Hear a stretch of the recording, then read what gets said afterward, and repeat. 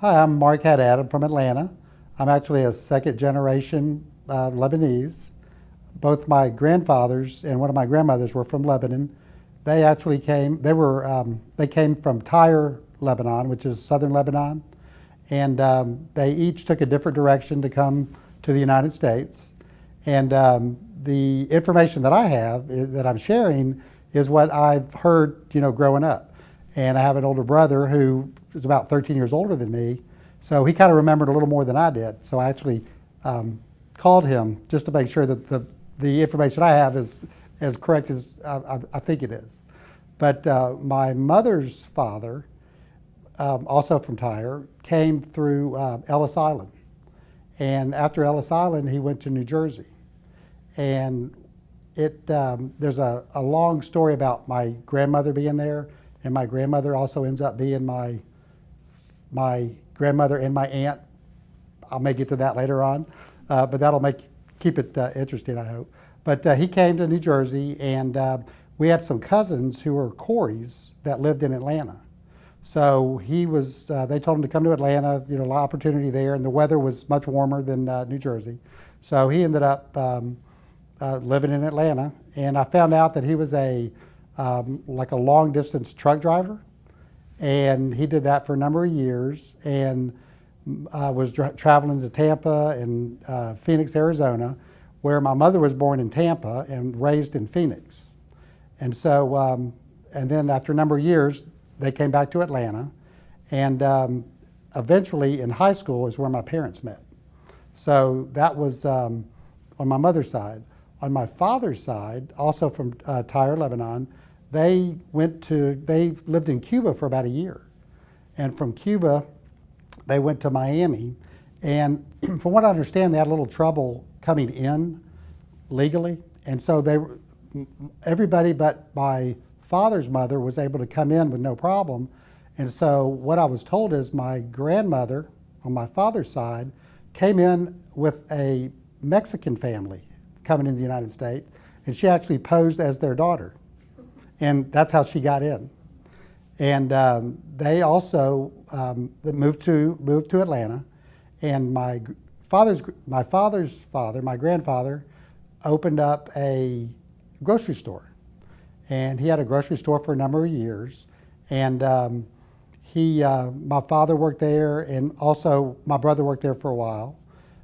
My other grandfather, my mother's father, opened up a pool hall in Atlanta, and it was also had a restaurant on the side. And I actually found out this morning, my brother, as a young child, would rack the balls at the pool hall for my grandfather, and once a week he would pay him by giving him a silver dollar. And as of this morning, my brother said he has every single dollar that my grandfather gave him. Or I guess in this interview I should say jiddi. But so that was what both of my grandfathers did. My grandmother on my father's side, Martha, she's the one that came in as a Mexican family. And the reason I'm bringing her up now is she had a very interesting, I thought, the way that she became a U.S. citizen. Because for some reason, she was not able to become a U.S. citizen for the longest time. And one of my first cousins, Richard Azar, who is an attorney, he went with her to one of her hearings in front of the judge. And this was in the 40s. So my father was in the Army, one of my uncles was in the Navy, and my other uncle was in the Air Force. So my grandmother, my Siti, had a picture of all of them in their uniform, on the mantle like a lot of people do. So Richard took the 3 pictures and escorted her to the hearing and showed the judge, and the judge asked why, before my cousin showed the judge the picture, the judge asked my grandmother, why do you feel like you should become an American citizen? And Richard, at that point, put up the 3 pictures and looked at my grandmother, looked at my Siti, and said, "Congratulations, you're an American citizen." So then he asked her to sign, the formal paper. Well, she couldn't write in English. So the judge told her to just go ahead and put an X. But from what I understand, she just didn't want to put an X. So she asked Richard to actually sign her name so her name would be out there. But she did put the X, and they signed it. because she was proud to be, an American. And they came in, and both sides of my family assimilated very well. And I'm sure, like a lot of cities in Atlanta, everybody lived next door to each other. I mean, there was probably a 4-block radius with nothing but Syrian Lebanese people. So, you could go to from your parents' house to your uncle's house and, eat 5 times a day. And if you did something wrong at your uncle's house, he was going to spank you as well as if you went back to your house. So it was just one big, family. And the last time, I think I was like 3 years old when we moved from that area. But there's still a few of the Lebanese families that live there, and it's truly right downtown Atlanta, across from Grant Park Zoo. One of the guys that I work with actually just bought a house on the same street that I was brought up in. And I saw, matter of fact, 2 weeks ago, I was standing in the front lawn of that house on Atlanta Avenue, and I know you had interviewed Michael Shikani and Patty Shikani. Patty Shikani's family lived a few houses down from us. So, like I said, all the Lebanese people lived right in that area. My grandfather that owned the grocery store, unfortunately, he was actually murdered in the store. And at that time, it was 3 black men, but they were not apprehended at that time. And I'm telling this story because our family, I felt really, when they came to America, they wanted to be law-abiding citizens and they wanted to assimilate. And so one of my uncles was actually visited by a group from the KKK and said that they knew where these men were. What would my uncle like them to do? And my uncle, from what I understand, without missing a beat, said, if you know where they are, we need to tell, we'll contact the police and have them go get them. But we don't want anything else to happen outside the law. And that's exactly what happened. They went to the police, were notified, and the men were apprehended, arrested, and they, as far as I know, I just remember hearing all these years, they spent their life in jail. So I brought up that story because I think it's important to know that when they came to America, they wanted to, follow the rules, follow the laws, and assimilate. And I think growing up, I kind of grew up at what I thought was the best of both worlds, because I had my Lebanese heritage, but also had my Southern heritage, being from Atlanta. And I would tell people, matter of fact, in 2010 through 11, I was chairman of the board of the Southern Federation. And in my speech in New Orleans, I said, growing up Lebanese and Southern, every Sunday we had kibbeh nayi and fried chicken. And I thought, that's like the best thing in the world. Every Sunday I know I'm going to be eating those 2 things. So that, I thought it was fun growing up with, being such a rich culture. And even my friends that weren't Syrian Lebanese, but friends I went to school with, it seemed like everybody always wanted to come to our house because they loved the food, and we were always, everybody was always welcome. And so, and I invited, in Atlanta we had the Labor Day conventions, so I would invite my friends from school, and they would have just as much fun. They would docky, they would get involved, and they were like Lebanese just by the connection. And they did a lot of things that we did, and they would listen to actually my grandmother and my aunt talk about Lebanon, and they were as interested as I was. So they kind of grew up in the Lebanese culture too. And even to this day, they want to go to eat, Mediterranean food, Lebanese food. So I've kind of made another generation of non-Lebanese, kind of Lebanese. So that was fun, but it was really a great way to grow up. And we were always with family. And I even had a couple of people growing up, like when I was in my maybe late teens, early 20s, and they would say, "You're going to a convention with your parents?" We would never do that. And I said, that's the way we grew up. We grew up with, going to conventions, and it was always a family thing. And so, and I think that's a great way to be raised. So I feel very fortunate to have the Lebanese background that I do.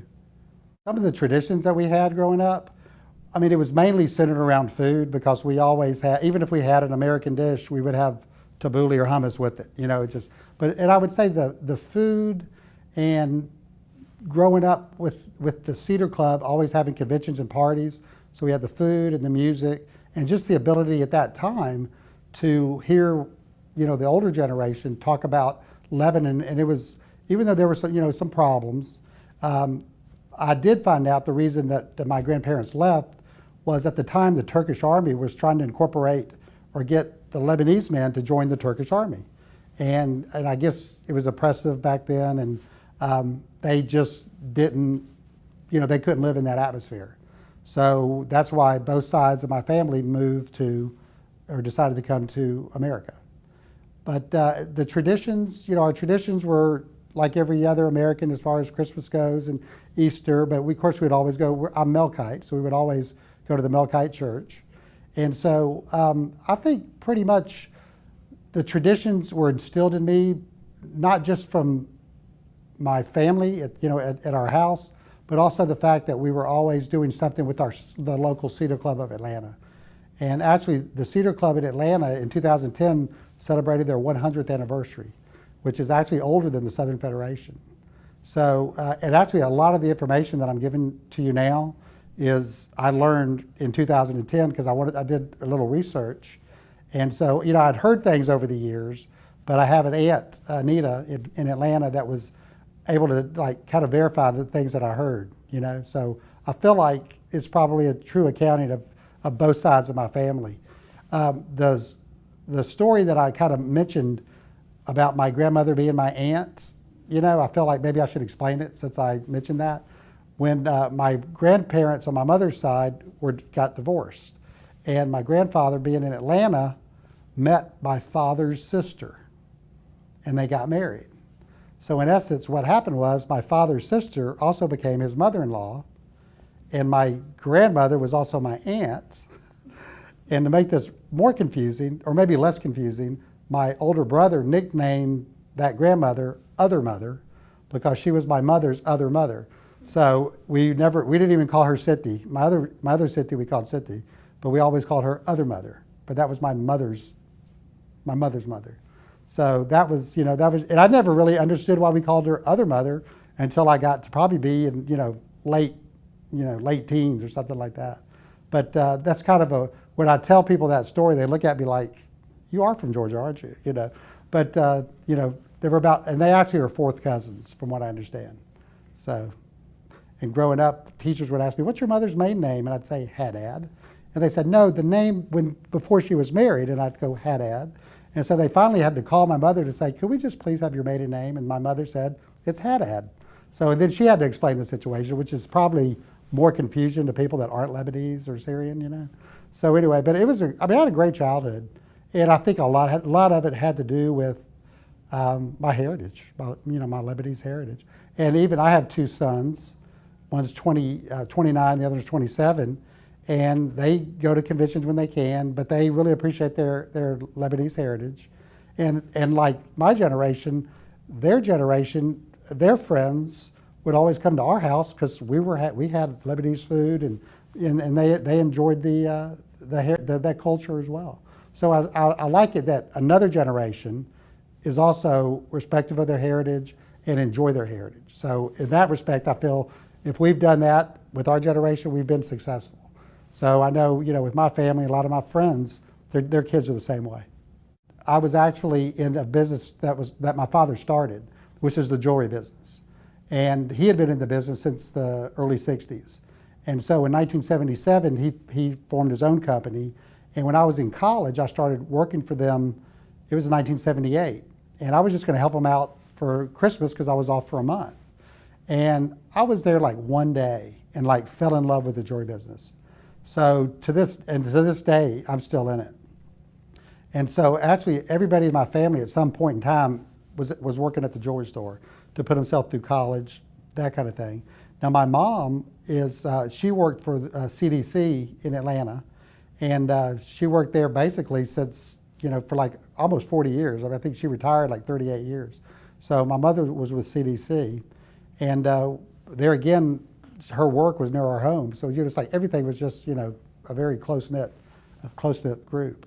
I now have a second career working for Volvo USA, selling semi-trucks, selling and marketing to that.